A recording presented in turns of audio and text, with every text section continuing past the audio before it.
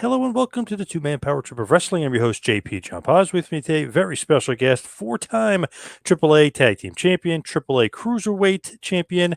I like to call him Mr. 630, one of the greatest high flyers of all time, Mr. Jack Evans. Jack, welcome to the two-man power trip. How you doing? Thank you. Thank you. It's good to be here. I'm doing well. Doing well. Just relaxing at home down in Mexico.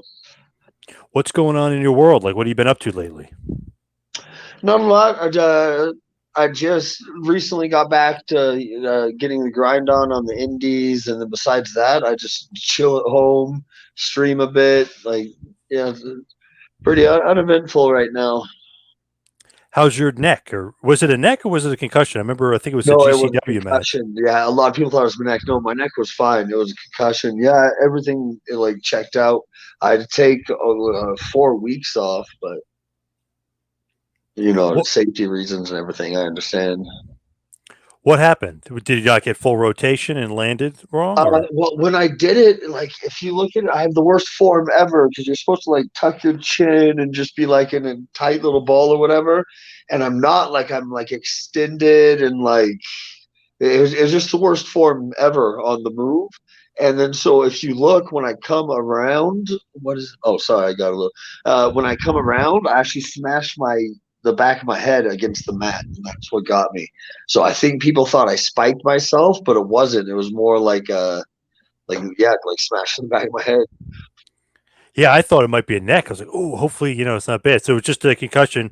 Everything's okay though. Just took the 4 weeks off and you're good. Yeah, yeah, so everything's checked out so far. So What did you think at that moment? Were you scared? Were you nervous? Something happened? uh no, at the time when because I'd like fully blacked out for a good like 5 seconds or something. So like at the time, like immediately I when I woke up, like I was confused as to what happened, but I immediately knew. Like I was like I must have gone out because there was like this flash forward in time or whatever for me. But then he'd just take the pin, we'd end the match or whatever. But then in the back and everything, I felt absolutely fine, like 100%. There wasn't any vomiting, anything like that. And then GCW doctor there to check me out, uh, right when I got back there. Then 20 minutes later, an hour later, and like 4 hours later. So I kept getting checked out by the doc and everything, and like everything was fine. But it definitely was a concussion because anytime you go unconscious, it's a concussion. Oh man, scary, scary stuff. What happened though with like, you normally tuck, you just weren't paying attention and just and went I for it? don't know. I wasn't blown up or anything. There's no like extracurricular thing affecting me. I just did it like crap. I don't know. I have no real reason why. What do you think about Ninja Mac? You like working GCW? You like Ninja Mac? Oh yeah, he's amazing. Yeah, he double twists and everything. Yeah, he's I like. Yeah, I love GCW as a whole, and like Ninja Mac was very enjoyable to wrestle. And yeah, I like the kid. Did you see some controversy lately with you with people posting some old stuff from ROH? I forget who it was, but he didn't catch you. You landed on the floor. Did you see that online with Cornette responding, like talking about it? Oh no, the I didn't know the coordinator responded. I think you're talking about the backflip and a half, right? Yeah, right onto Yeah, the yeah, floor. yeah, yeah. Did you? Well, You I've didn't? seen that clip before, but I guess you didn't. For some reason, somebody sent it to Cornette on Twitter. I don't know why, but oh no, um, oh yeah. no. What are you all getting me into? Oh, what do he have to say? Oh, that stupid move, blah blah blah. But the thing was, he was in ROH at that point, so we're going back a ways. So he was there for when it happened. I don't know if he didn't remember he was there when it happened, but basically he was like, "Oh, stupid flip, stupid move, blah blah blah." But he didn't mention. I don't think that It I was heard a that stupid the guy move. didn't catch it. Well, to call a springboard backflip and a half to the outside on one Dangerous, I catcher, guess he was saying. Yeah, it actually was a stupid call. Like that's something you should save for you have multiple people at least. And in all honesty, it's just stupid. Even if you're multiple people, it's just a dumb dive. So like, I actually have to agree with him on that. But yeah, no, it was the stupidest thing about the whole situation was me calling that with just one catcher. yeah, So he completely missed you. yeah, but no, I actually didn't get nothing. Like I wasn't even bruised from that or anything. So I believe I was there for that. I used to go to all the ROH shows, but I think I might have been there for it. It was like, oh shit! Like I mean, it was like a splat almost. Like Yeah. he completely What misses you. what sucked about that whole match is that I don't remember. I think I was coming back from Japan or something. I can't remember. But I got there literally 5 minutes before we had to go on. So like it was the most rushed match of my life. So I don't remember everything that happened, but I just remember I think that's why like I called something so stupid like that. It's because I like was quickly trying to think of something impressive I could do. Didn't really have time to think of anything but yeah, that was a stress filled match. Besides that move, I actually didn't get hurt at all on that though, so I lucked out there. Yeah, definitely, definitely. It's funny because I'm not really a big fan of like the high flying stuff, but for some reason, I always was like, ah, Jack gets a pass. Like his all like the stuff you do is amazing. And so I'm always like, oh my god, 630, or like some of the crazy stuff. Even trying to pull that off. Do you get annoyed sometimes that you almost get lumped in with the guys that try to imitate you? You know what I mean? That can't quite get nail those moves. And and constantly you see stuff online where people are like, oh, that I hate that style, but you kind of get lumped in there because those guys can't do it as good as you could do. You know what I mean? Does that make sense? Yeah, I know what you're trying to say, but once again, like uh I think it's actually a fair criticism or a fair what like in grouping me with them like is totally fair because I mean there's certain people like a Ricochet I can't go as good as him or whatever, so should I not be lumped in with him as a high flyer? You know what I mean? So there's levels to it, and like you know what I mean. You don't want to be lumped in with like some like low level guy that's always like hurting himself or something. Even though I feel like I've become that guy recently, but I don't mind getting lumped into like the whole high flyer category as a whole at all because I mean I just think it fits. What do you think though about your style in general? Like, how would you like explain it to somebody? You know what I mean? Like, what would you say? That just like innovative high flyer, or what would you call it? Well, way back in the day, like in the ROH days, I would like describe it as like big stunts, big bumps. Like that was like you know what I mean. It was really just about trying to find one cool move, one big, so you know what I mean, something that would like get people talking when they bought the DVD or whatever. But now I'd say it's a little bit more like since I have a lot of like lucha libre influence now, but I like kind of use American moves with it. Like I'd kind of call it more of like a lucha hybrid with the American style. Man, when I used to go to the ROH, it's funny because ROH fans are kind of used to like Samoa Joe or almost like the strong style, and then you get mixed there. It's like, holy shit, this guy is amazing. I mean, you're doing 630s, you're off the Scarmble Cage melee thing, you're doing like I don't even know how many revolutions. It was just crazy. Like, what was just the thought process of putting some of that stuff together? You're just like, I'm going to see what how many flips I can do, or I'm going to see like how crazy I can get. That is kind of it because like at that point that was like really my niche. You know what I mean? Like if people were paying for a ticket to see Jack Evans, it was like the car crash scene in a movie or something. You know what I mean? So it was actually kind of that mentality where like, oh, what like big stunt or something can I do? Hold on one second. I need to talk to my wife. Yeah. Yeah, I'll take Kumana. Oh, thank you. Sorry, I had to put in Yeah, the dinner order. no problem. So like it's funny, like think about it. Teddy Hart and you go into ROH at that point. I think he kind of had the bigger name because he was signed to WWE at one point. Obviously, he's a member of the Hart, but you were the guy that everybody's like, whoa, like check out this guy Jack Evans. Like you know what I mean? Like you kind of took the headlines a lot in a lot of those shows. I would. I definitely got more over on the wrestling side of things, but I did not take the headlines because that main event, what was it, the six man from the Scramble Scramble. Cage Madness, I think is what it was called. Yep. But that's the one where Ted, after the match, was doing moonsaults off of the cage and then like cheering to the crowd and everything. Carnage Crew came out, like whipped us with the belt, and like I was like, not me, not me. This isn't me. Why am I getting whipped? Like, so that was the headlines after that show was that whole thing. But my thing is, I just displayed, you know what I mean, like being the first guy to do a double moonsault on the cage or whatever. I got more over on the wrestling side of things, but Ted took all the attention that night. What was up with that, by the way, with him? He's just literally going into business for himself, or what was up with that? Well, he says he had a concussion and like just didn't know what he was doing. So I don't know. Maybe it was that, but I don't know. It was just such a weird there used to be a little bit of footage that you could see, like it was like a fan cam or a hand cam that was on the floor or whatever, Yep. and you could see me like trying to pull him out or whatever. So I don't know what was going on. Like I don't know what he was thinking or anything. But even in like I was only a couple years in the business at that point. Even I knew like, man, this is really really bad. Like let's get out of here, and then it turned into a whole incident. But he actually came back one more time after that, and they actually had to give him his own locker room because no one wanted to be in the locker room with him. Wow, that's heat. Real Yeah, life heat that, there. that was some serious heat. And then, of course, I get stuck in the locker room with him too, and I'm like, oh my god, like this just looks bad to the boys. But What do you think though about that being lumped in with him? I mean, did you hate that, or were you okay with it? no, I was fine with that, and I just take things as they come generally. So, and I honestly, I think most people knew like that you have to put somebody with him, and who else are you going to put with him other than me? Like so, but no, it was fine. Do you guys still talk? Are you still friends with him or no?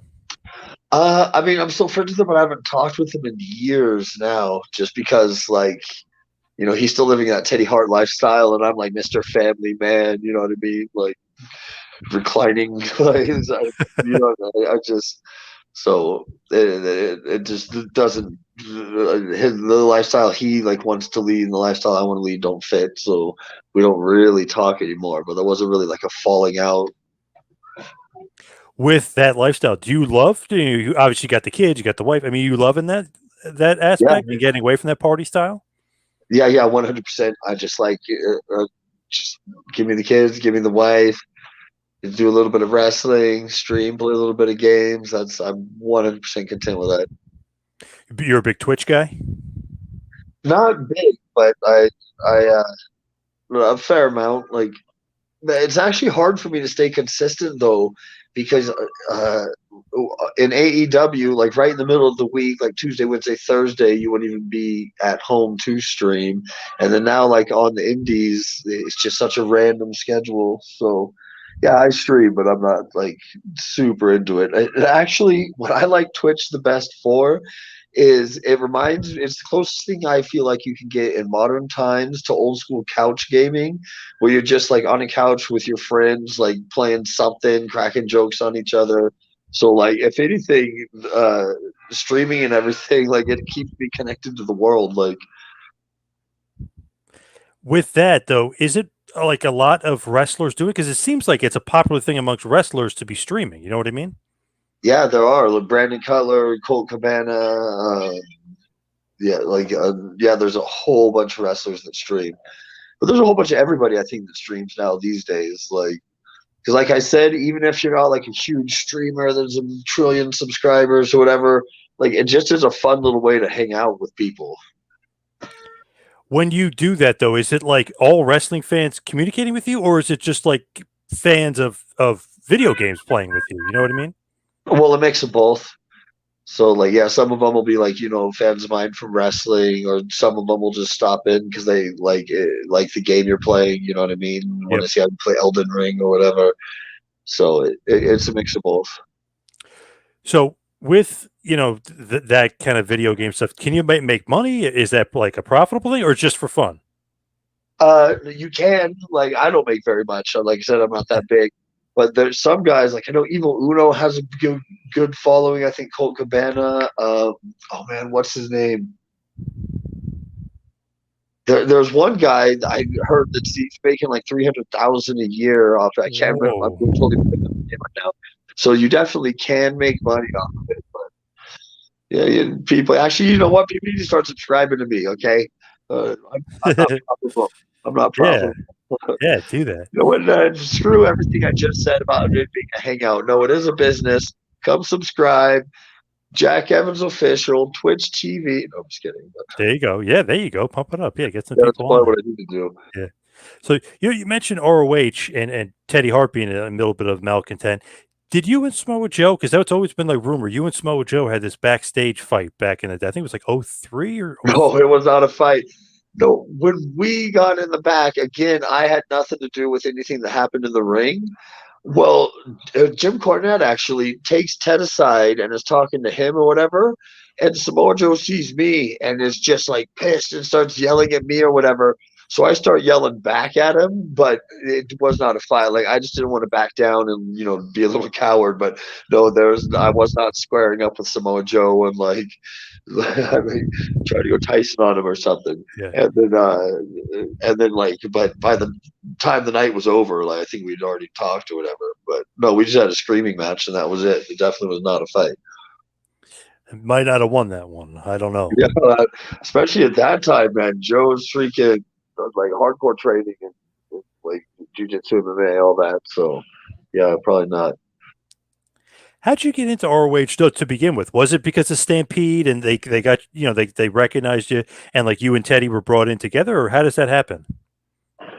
Ted got brought in, and I don't know what happened, but for that 6-man scramble or the Scramble Cage Madness, I don't know if a guy dropped out or what, but he needed a partner, and then he recommended me, and then they just flew me in, and that was it.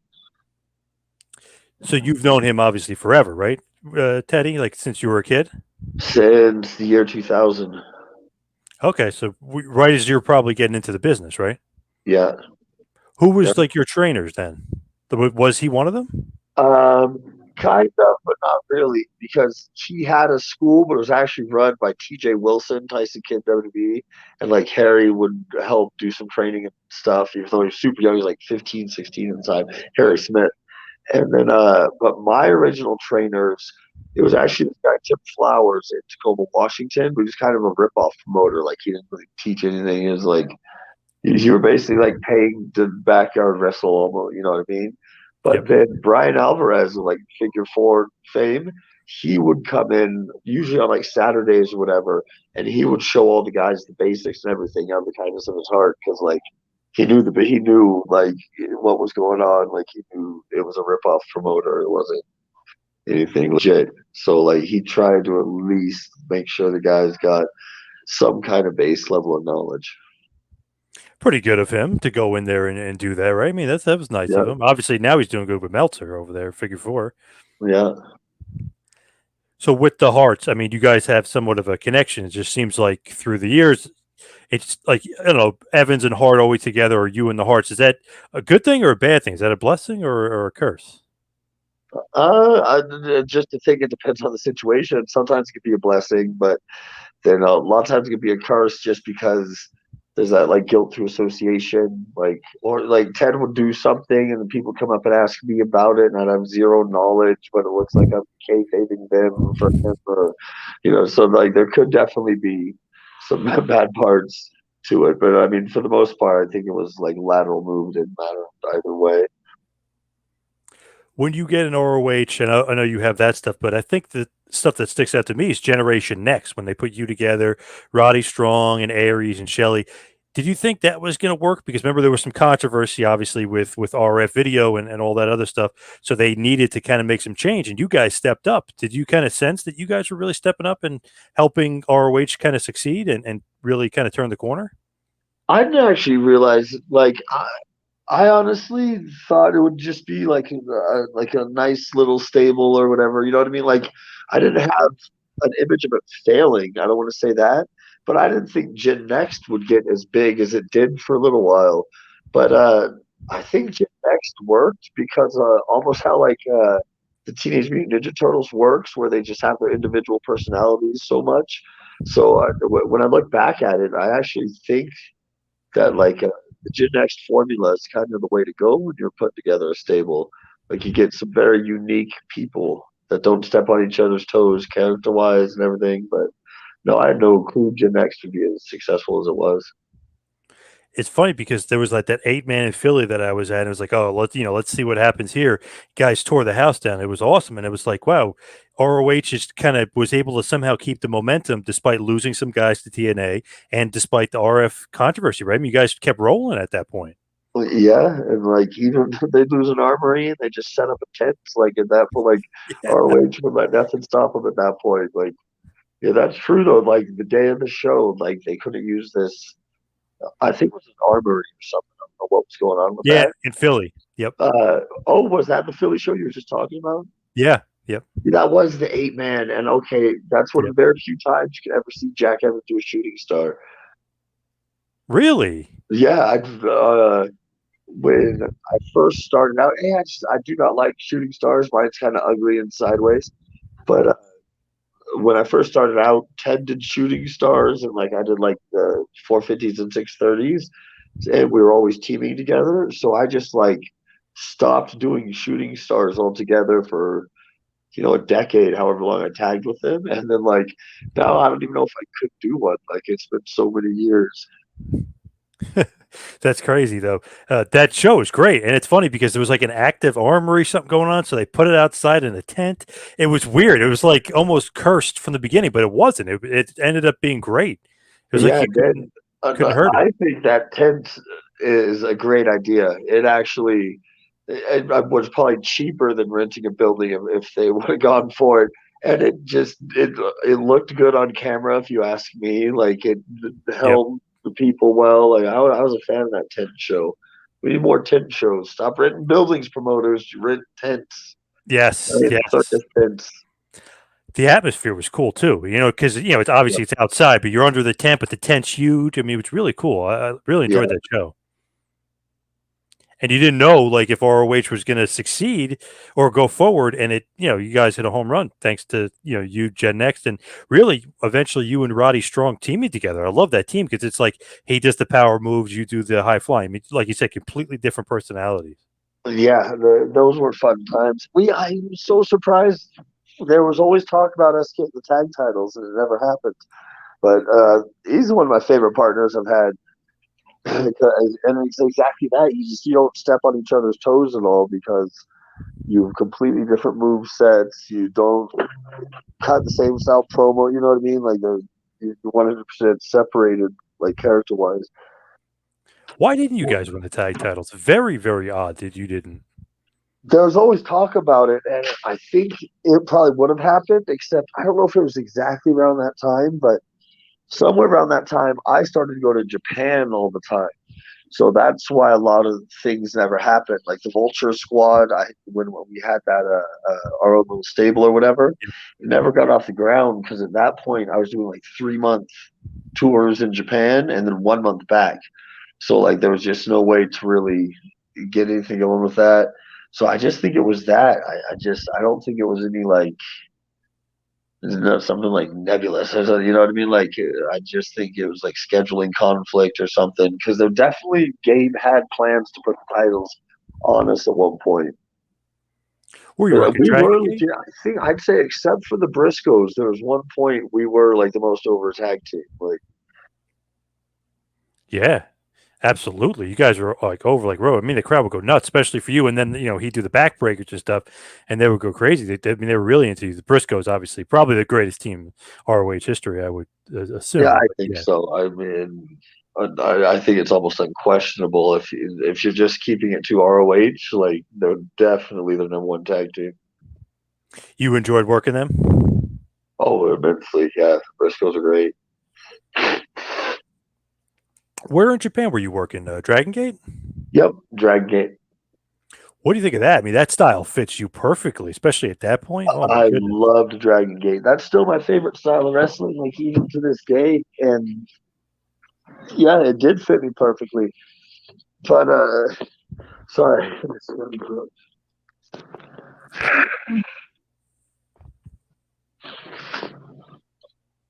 I'm so sorry. I hope you did it.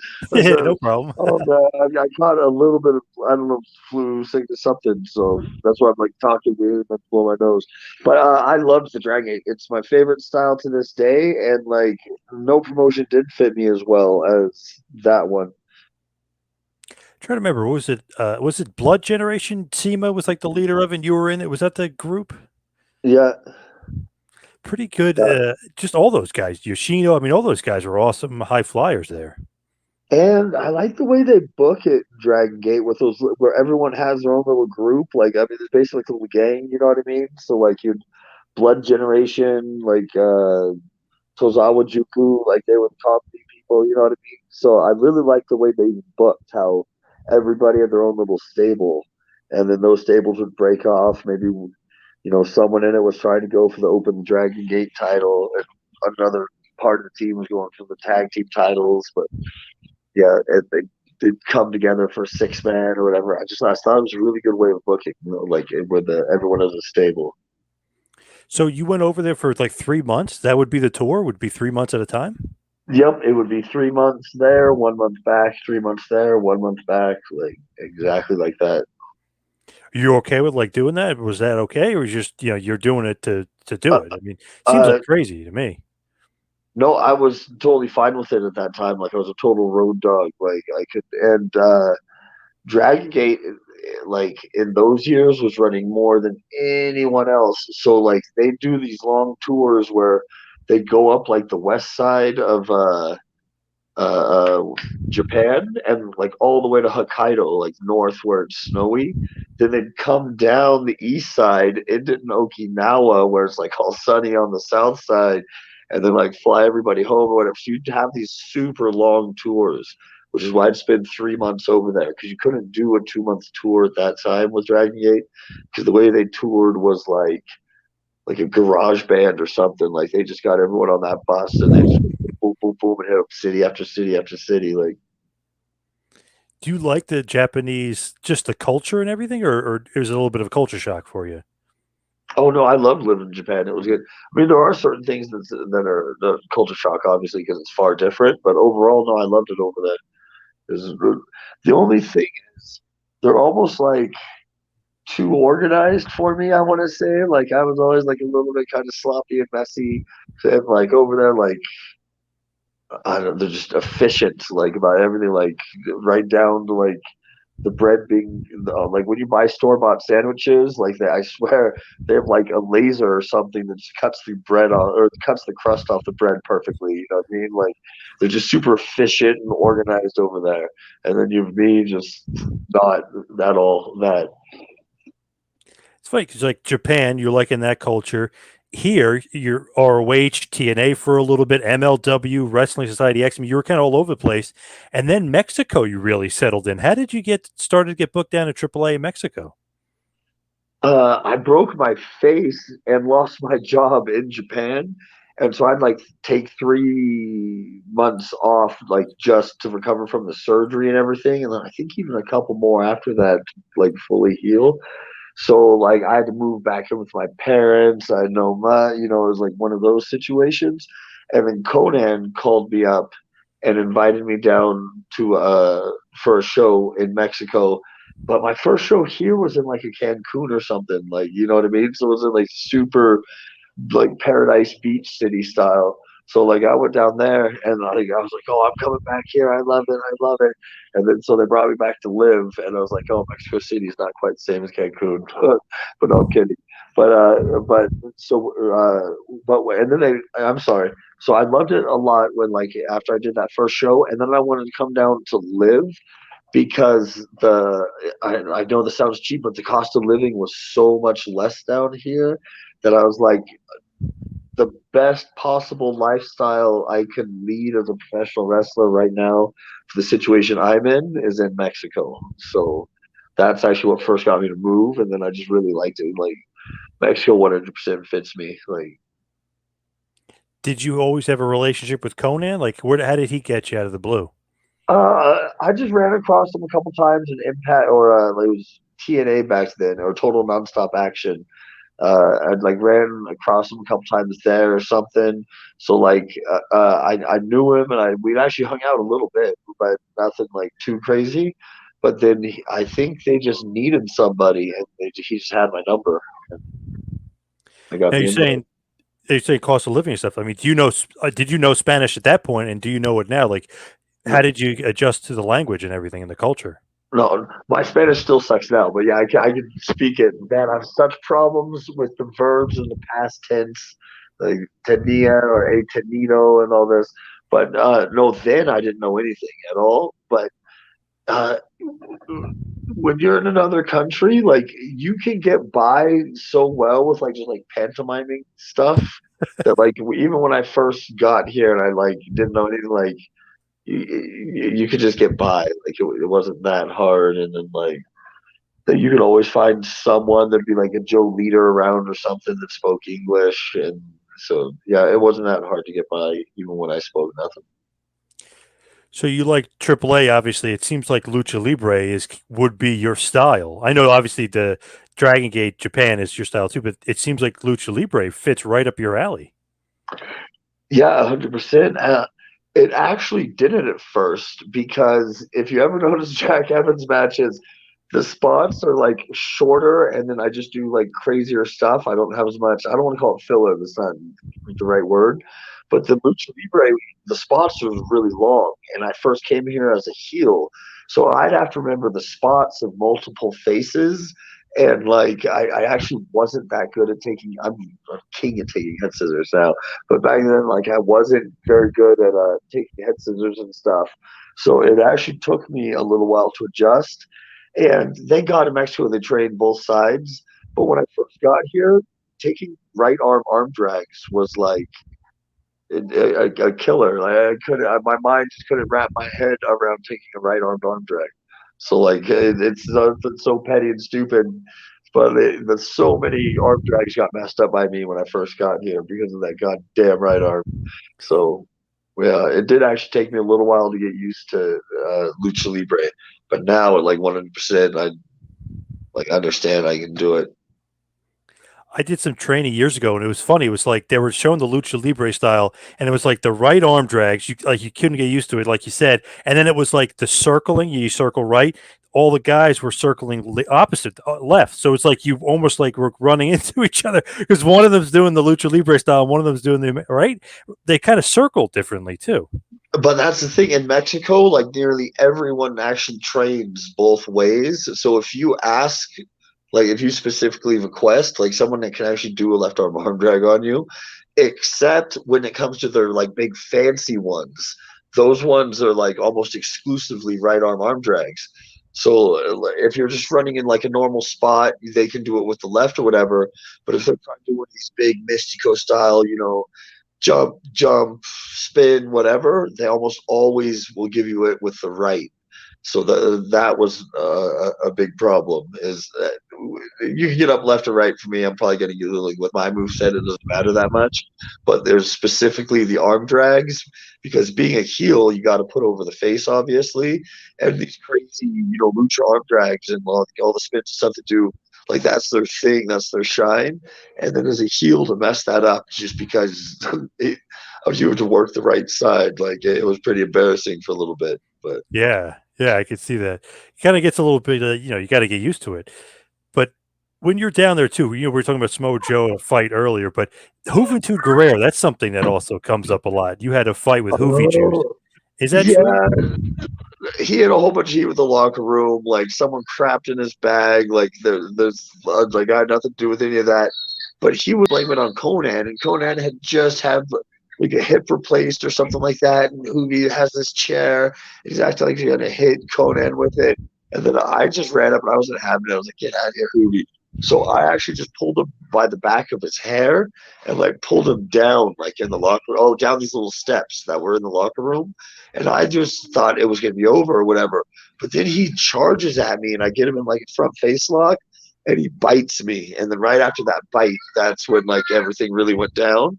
But like the Hoovy thing, a lot of times get asked, it wasn't like this ambush or something where like all of a sudden, you know what I mean? Like he just gets locked in a room with a whole bunch of people or something like that. Like it was literally he got pissed, someone crapped in his bag, threatened Conan with a chair. I grabbed him, pulled him by the hair, like, come on now, like he's like that's just not happening. Like literally just had surgery a week ago.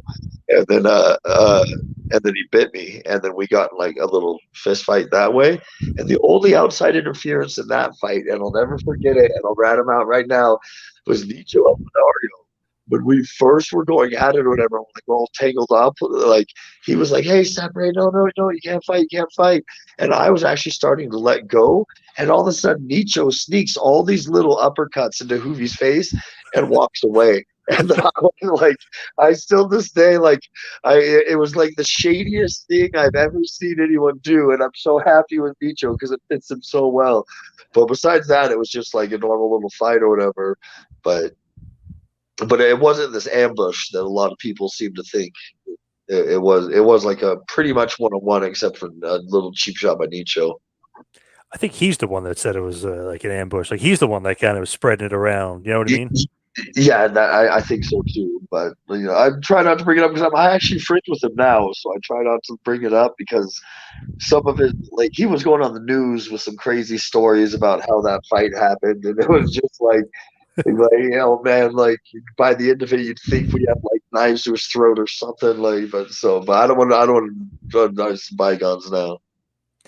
So you're buddies now, even though back then maybe he had like a diva attitude, I guess, or he was a little bit different back then. Yeah, he really did because he just had gotten back to AAA not too long before I started there, and he was just rubbing everyone the wrong way because he just thought that he should be main event #1, da da da, like up there fighting. Simonetico was what was like the main guy at that time, and so he just for that diva attitude. But then with me specifically, is when I came in, I'd want to do anything, and even if he wasn't in my match, he'd be listening. He'd be like, "Oh, you don't know that's my move?" So I'd do like my little spin kick. "Oh, that's my move." I'd want to do like octopus. "Oh, that's my move," and not even in the match. So we actually had words multiple times before this fight had happened because he was. It was like the worst case of someone trying to eat your lunch you've ever seen in your life. And I know that he kind of does that. And in the matches, he'd get his spot in, and then he'd just cut out everything and go right to the finish, so no one else got anything, any of their moves in, like none of their faults, none of their nothing, and then just be like, the crowd wasn't with it. We just, I was feeling the people that weren't with it. We just had to go home, and it's just such BS. So, and he was pulling that not just on me though, like on everyone, but I felt like I was extra targeted because I never saw him do this to anyone else, where I'd be putting together my match, and he would sit there and be listening in, pretending that he's like trying to help translate everything, whatever. But that wasn't the case at all. And then so you're someone that's not even in your match telling what moves you can and cannot do, like he had a little list. So there was already like major heat to me and Hooli before even like the whole crap in the bag incident. And in wrestling, if someone gets their bag crapped in, almost 100% of the time they have been doing something on a consistent basis that's been crossing the line, like pissing somebody off. Yeah, he must be. Yeah, a lot of people. Because if one guy just went solo and did that, the locker room will get mad at him. That's kind of, if you get your bag crapped in, that means like everyone gave him the thumbs up. Like that's the ultimate, like, you know what I mean? Like, yep. So you had a good 2-year run as cruiserweight champion. I mean, you had almost 2-year run. I mean, you were a good singles competitor. They put you in a tag team. You win the tag title with Extreme Tiger. But I think everybody remembers you and Helico. How did that team, the Sky Blondes, like how did you guys get together as a team? Multiple time tag champ. He had trained with Ultimo Dragon right here in like Mexico City, but then he moved all the way over to Merida. It's like it's super nice over in like the Quintana Roo area, like over near Cancun and all that. So he actually wasn't really around the Mexico City wrestling scene. But then I just like some random house show or something, I don't know, but he was there. And he did so good in his tryout match, except for he went to do a dive, like a crossbody over the post, and the worst. Oh man, he self-posted himself so bad into the pole. It was the craziest. I didn't think he was going to return off that alone. I was like, man, he did so good with that one thing, and then just ended a shot. But no, they did end up bringing him back, and then like literally, it was. I kept jokingly calling us Los Güeros de los Cielos, like the Sky Blondes or whatever, and actually that's improper Spanish. Don't make fun of me, but it sounds better because it rhymes. But anyway, and then from kind of that joking name, they actually like made us a tag team, and then it just went from there. So that just was you joking around saying it wasn't like their direction. Yeah. Well, I was joking around, and then And then they had the idea, like, kind of, okay, we'll make you a tag team. And then actually, they weren't going to use that name at first. So Konnan has the list somewhere, but they all got together. They actually had after they decided to put us together as a tag team, they had a booking meeting. And I guess, like, for an hour and a half or something, they brainstormed names to give us as a tag team. God, I wish Konnan had, oh man. But like it was like the marvelous kids or the marvelous kids. I can't remember them all, but it was some of the worst names in the history of humanity. And then thank God they just went with Los Buenos Los Hielos. So, but yeah, they actually had it wasn't originally going to be that name, and they had oh man, the way Konnan describes this meeting is like he was like, I was so disgusted by how stupid the names they were coming up with. It was the worst. But the only one I remember is we were almost the Marvelous Kids or something like that, or no, the Wonderful Kids. That was it. That was literally the I don't know how. I love Dorian. He's a great guy, whatever. But he for some reason thought the Wonderful Kids were out of like in that meeting that was enough that was gonna be our name, that was the winner of all the names that they decided. So we were almost the Wonderful Kids. How does In that even English like and everything. come up? And like even though we'd be wrestling in AAA in Mexico, in English it was gonna be the Wonderful Kids. Weird. How does that even like come up? You know what I mean? How does that come together? That's odd. I don't know. I don't. And then there was another one though. What was it? It wasn't as bad. Like Los Intercontinentales or like I'm totally said that wrong, but like we're gonna be the Intercontinentals or something like that. I can't remember all the names, but most of them were horrible. So it's funny, like you guys, were even teaming together when you guys got to AEW. Obviously, the Hybrid 2. Where does that name come? Did you guys make that name up, or did that AEW? They wanted us to have a new name, and then so we had to brainstorm all the names, and then I can't remember Angelico's list. Mine were all like these cyberpunk names, especially because even though it was the most disappointing game of my life, I was super hyped up. I love the cyberpunk genre, like Yeah. Shadowrun, Mona Lisa Overdrive, like all those. But so I was super hyped up. The cyberpunk game was coming out, and so I had all these names like the Neon Abyss, and like I had all these weird cyberpunk names or whatever, and Helico had all these separate ones. I don't, just like random. It didn't really have a theme or whatever. So he actually came up with the Hybrid 2 because he thought it sounded kind of like a combination of my little of my cyberpunk obsession that was going on at that time. And I remember what his names were. He wanted a name that could be easily and a very catchy 3 letters. It's like TH2, like dot dot dot, like that. So he didn't actually care about what the name was. He cared about how cool the initials sounded. And so that's how TH2 came up because it was like cyberpunky, like I wanted, and then Yep. he liked the initials. What'd you think? What'd you think about working AEW just in general? What'd you think about Tony Khan? Like, what'd you think about the league, if you will? I really liked it. I mean, it was a great experience, and Tony was a great boss. The only complaint I could ever make about Tony for sure is he is like the most king of last minute mind changes, and that would be my one complaint about him as a boss. But other than that, like he was always actually very fair. Like he didn't like I don't know, like you always hear these stories about Vince he is like has to be the alpha in the room or whatever. You better bow down to that. Like Tony wasn't like that. You can go up and talk to him. You know what I mean? I mean, obviously he's the boss, but I mean he was never like that. So yeah, when it comes to AEW, it was all pleasant experiences, and then when it comes to Tony as a boss, it was a pleasant experience as well. Like I said, the only complaint I could have was just the king of the last minute mind change. So you'd have something, this is how something's going to happen, this is what's going to be said or done, or yada, yada, yada. And then all of a sudden, out of nowhere, like you email or even at the show, it'd be changed. Do you have something do you remember that happened with, like a storyline or something? Well, the one although it wasn't a last minute because it just kept stopping and going. But was we were supposed to start doing dark storylines, like angles on dark, and it was supposed to start out. Gracias, mi amor. But you feel like you make you Oh, oh, I didn't forget to say that. No, what?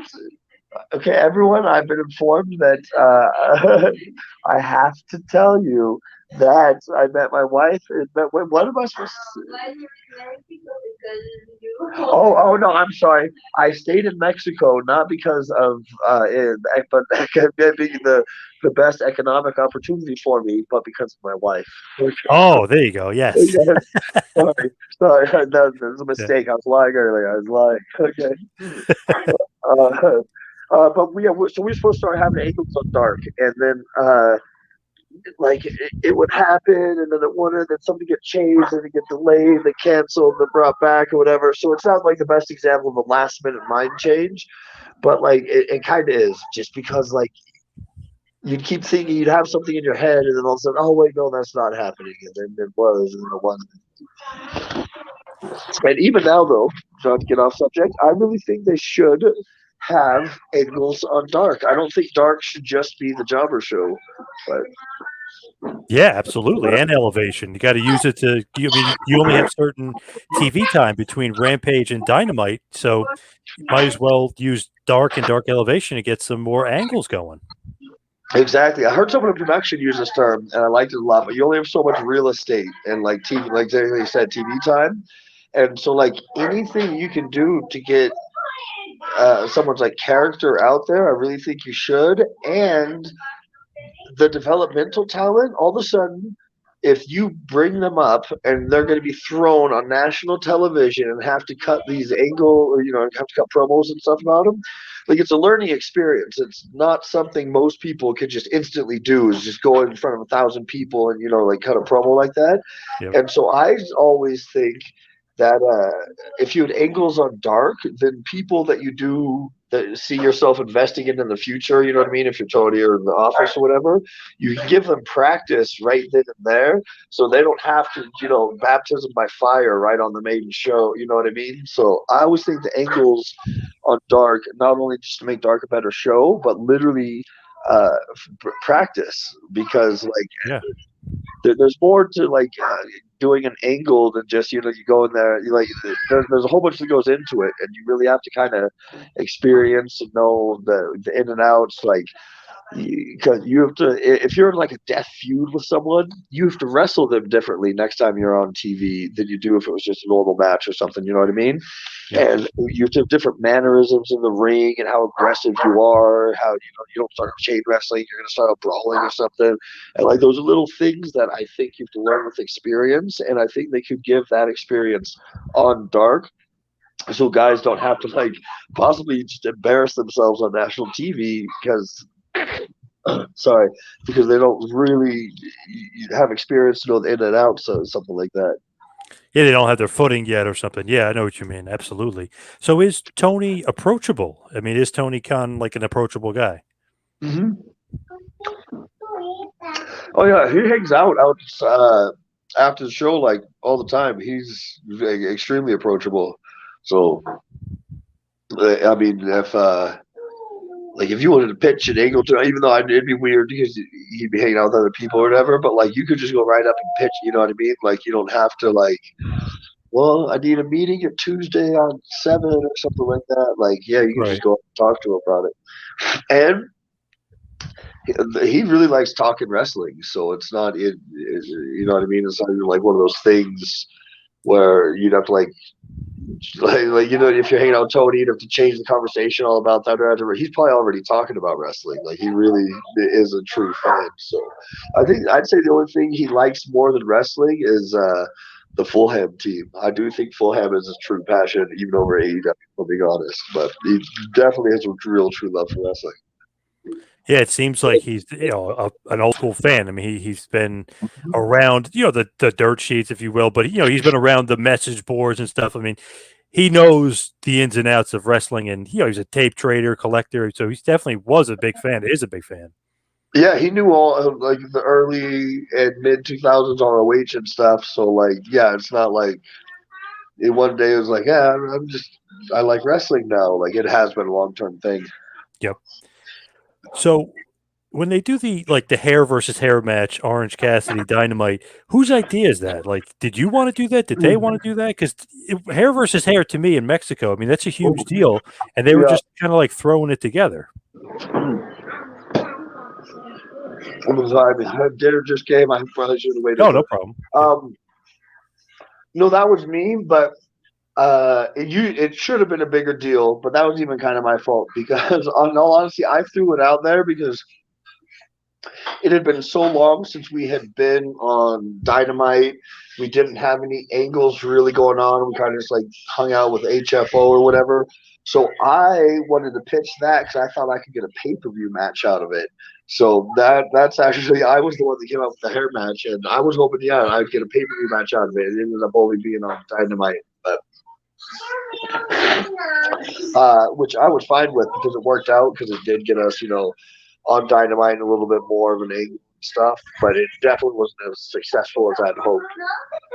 I wanted it to be a longer feud, like a month-long feud, basically, that ended with me losing my hair to Orange Cassidy and Helico Wrestling, like who had like someone associated with Orange Cassidy, like maybe Yuta or something like that. But like I wanted it to be like a little TH2 versus Orange Cassidy and someone feud for just a little quick month-long one. But to me, hair versus hair in Mexico, I mean, it's a huge deal. So it's almost like you're right. It's got to be built up more than it was, I guess. Yeah. Usually you'd always want it to be, but like I said, I was just like trying to scramble for ideas for like how to get us on TV, and like I said, even trying to get a pay-per-view out of it. So, What'd you think? yeah, in Mexico, it would have been a much bigger deal. What'd you think about the Hardy Family Office? That just seemed like a weird grouping of throwing some guys together to maybe get some guys TV time, maybe. I honestly think that's what it became, but I think that there was initially a what is it, like a vision for it, and I think almost Matt Hardy was going to be like a Better Call Saul, like scumbag lawyer, but scumbag agent almost. Yeah. And he was going to have these separate groups or whatever that weren't like they were part of the HFO, but they were kind of their own thing.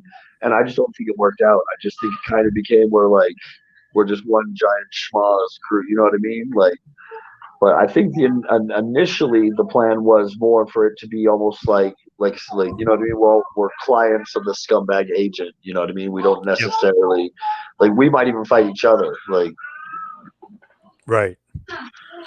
Did you enjoy your time overall in AEW? Yeah, I liked it a lot. It was good. So why like the release or let go or the contract ran out? Like what was the situation there? What happened? No, I told the story a lot. There's a lot of it was my fault, as I just got lazy as sin. I was out of shape, and like if you're booking and paying Jack Evans, you're expecting like crazy high flying stuff, and like I got so out of shape, I wasn't even able to like do my own style or whatever. Like you're saying earlier, I was wrestling like people that I'm ashamed to be grouped up with. I was wrestling really bad, and then at the same time that was happening, that I was just kind of off the ball, is the roster grew huge. Like at one point, I think it had over 100 people signed, like without even any exaggeration. So when it gets that big, eventually there's got to be cuts, and then like I can't even disagree with them. You know what I mean? Like at that point, I would have cut me too. So the cuts had to be made, and I just was part of that. So was the contract up, or you were just outright released? Oh no, the contract was up. I'm sorry. When I say cut, they didn't actually end my contract early. No, I really like the style that AEW does, where if they sign you for 3 years, like barring there's no like incident, then they keep you that 3 years. So they may not use you. You may be stuck at home, but you still get whatever you were guaranteed. You know what I mean? They don't. Yeah. They don't.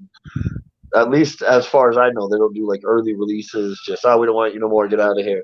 Like it's if we agreed to this amount of time, you're here this amount of time. Like, so for me, no, it wasn't actually cut. It was I wasn't re-signed. That is kind of like a breath of fresh air because WWE sometimes you'll hear like a guy gets his big deal, then like Bray Wyatt or something, and all of a sudden he gets released. You know what I mean? So Mhm. that is very good that Tony does that and makes sure it's the guy's contract. He obliges the contract. He fulfills to the end of the contract. That's a good thing. Yeah, I mean, it helped me out a lot because like I kind of knew I was like not in the doghouse. It made it sound like I had like mass amounts of heat, but I kind of knew I was going to be getting cut early. And so it just not being instantly released, like that week or whatever, it allows you to plan, you know what I mean, for the future without being signed. So Yeah, absolutely. Would you be open to going back if that if that opportunity arose? of course, who doesn't want to be on the salary contract? Come on. No, yeah, I mean, I'd go back in a hot second, but I don't see that happening just because even though I am way more on the ball and everything, I'm not like all out of shape as I was and everything. They still have that giant roster, Yeah. so I like if I was them, I don't want to say they should cut or release people because you don't want anyone to get released. You know what I mean? Want everyone to make as much as they can from wrestling, but I definitely would not be expanding the roster anymore at this point. So I mean, I'd love to go back, but I from business wise, like if I'm a third person looking at the situation, I don't think they should be signing anyone. So So why'd you get out of shape though? Because it seemed like maybe some bad luck there with some botches or whatever you want to call them. There was some of that involved too. But was that because you were out of shape? And why did you get it, or how did you get out of uh, shape? well, some of them were just bad, whatever. A lot of them don't work because I was out of shape, and it happened. Everything was going good, and then they closed the border to Mexico for 4 months, so I didn't wrestle or do anything at all.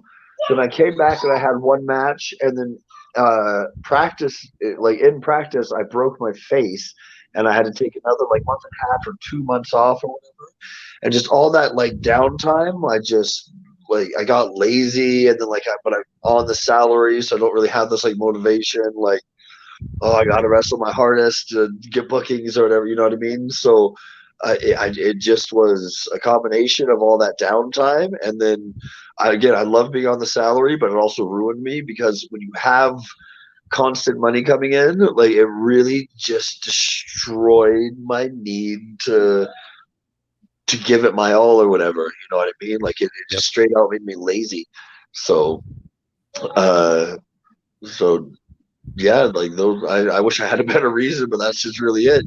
The COVID layoff when they closed the border to Mexico, between Mexico and America, and then the layoff from when I broke my face, and then like I just never came back after that. Or I started to at the end when I knew I was like I don't think I'm getting any sound. No, no, no. Then you start panic working out and doing all that. But so towards the end, I started to like improve and get back into shape and everything. But it was too little, too late at that point. I figured something was off, like because it's not the normal Jack Evans that we were used to seeing, the crazy high flyer and stuff. So I figured something had to be off. So definitely that layoff. I mean that killed you. No doubt Yeah, about it that. really was just like unadulterated laziness. I wish I had a better answer. Like, I mean, I could blame on the COVID layoff and everything, but like, even then, like, I had so much time to come back and get the swing of things, and I just didn't. So as we hit the wind down, we head towards the finish here. What do you think people think of when they say Jack Evans? To me, like innovative, 630, crazy high flying, Scarmble Cages, doing all this crazy stuff. But what do you think people think of when they think of Jack Evans? Yeah, mainly, I think that just crazy high flyer. I think is going to be the like modern day Sabu style high flyer. I think almost at this point where it's just one of those guys that threw caution to the wind and like kind of innovated, sometimes messed up, but I always tried stuff. So yeah, crazy high flyer. I mean, I think that's the most accurate statement about me. What's next for you? What do you got coming up? Bookings wise, uh, August 13th, I will be in Dallas with 3CS Wrestling Deranged, my old friend from New York. He was part of OH. Oh yeah, yeah. Yeah. Special K. Oh yeah, hell yeah. Yeah, and then after that, I just can't remember. Imagine, I'm the worst. I'm the worst with selling myself ever. But no But contracts coming up. Like it's just going to be indies and kind of go from there. yeah, as of right now, because the thing is, if you're not with one of the bigger companies, usually how contracts work with the smaller companies is you still are on a pay per date basis, but you can't, you know what I mean? You can't wrestle here, can't wrestle Right. there, can't Yep. wrestle on TV or Yep. whatever. And I hate those contracts because it's so one sided. So I mean, I'd try to avoid any kind of contract unless it is like from an AEW or something where you're guaranteed something. Because Yeah. yeah, a lot of the smaller promotions, the contracts are just complete crap. Like truthfully. With AAA, bad relationship? Because I know you probably haven't worked there for 2 or 3 years. Was there a bad breakup or a bad relationship with AAA? Can you go back? No, actually, I was actually looking to go back, and I don't have any problem with anyone there. And then just me and Konnan, this is just something that we always do, though. Like since the beginning of our history, we got in a little spat, and I haven't talked to him. So like, I would love to go back to AAA, and I wouldn't doubt if it happens. But it's one of those things where like, just because I got this huge argument, not even huge argument with this little thing with Konnan, like I have to like swallow my pride and make that call. I'm not ready Yeah. to do that yet. I'm not ready to do All right. Yeah, that. we got to see you back in AAA. Yeah, come on. Yeah. Yeah, no, but no, Conan's brother. I'm not talking shit about Conan, but we always do this. Like he's my big brother, but he would always have some kind of fight. Now, before we let you go, give us all the plugs, the social media where everybody can find you, see you, get at you. Give us the socials for Jack Evans. You can find me on Twitter at Jack Evans 711. I'm on Instagram as Cool Ass Jack, and the easiest place to find me is Twitch, Jack Evans Official. And every Friday we do Fighting Game Friday, in which we get together and we play usually Tekken, some fighting games. So everyone's invited on that. And yeah, that's about it. We got to get you away from being lumped in with all those bad high flyers and get you back into the Jack Evans category we know you're at. Yeah, That no, we Ricochet do. level. That's where we need to get you Yes, back at. okay, that's it. That's the goal. We're getting Jack Evans to the Ricochet level. I'm coming for you, Rick. You hold on. I just want to let everyone know that as good as Ricochet is as a wrestler, he is not as a Mortal Kombat player.